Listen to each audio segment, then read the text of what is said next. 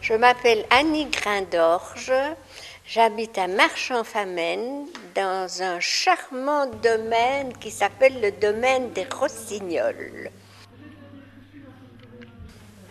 En général, moi j'ai fait de la peinture, de l'aquarelle, de la peinture sur soie.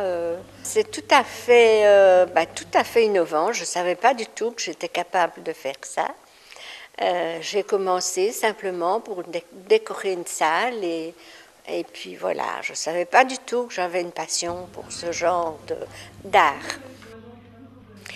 J'ai débuté, j'ai réalisé des masques en papier crépon et en papier dentelle pour garnir une salle où il y avait une organisation d'un souper pour que la salle soit plus jolie.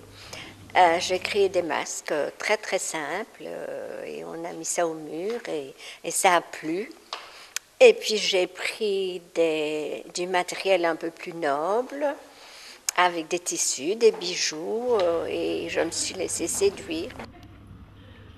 Suivant mon imagination, suivant tout le matériel qui est disposé sur ma table, je trouve que le toucher, froisser les tissus, les disposer autour du masque, ça c'est très important et c'est comme ça que je réalise et que naît l'inspiration.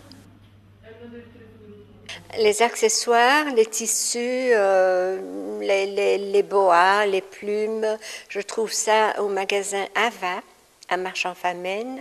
Au moment de Noël, j'essaye aussi de trouver des accessoires de décoration, d'accessoires qu'on place sur le sapin de Noël, tout ce qui me paraît intéressant pour des masques, mais j'achète.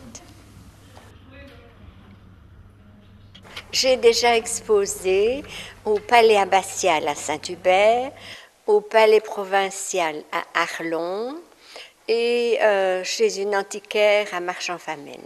Et dans le cadre du défilé, ici, au jardin d'Annevoie.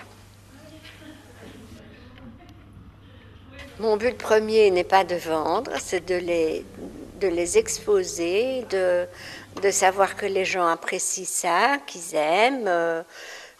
C'est une récompense, je trouve, en dehors de l'argent et du business.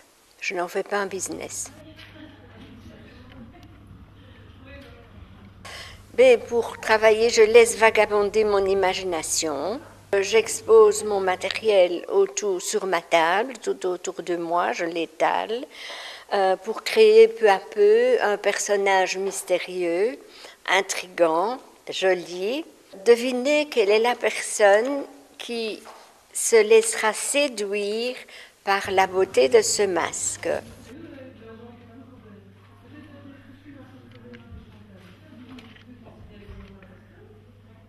Eh bien, c'est une fierté, hein.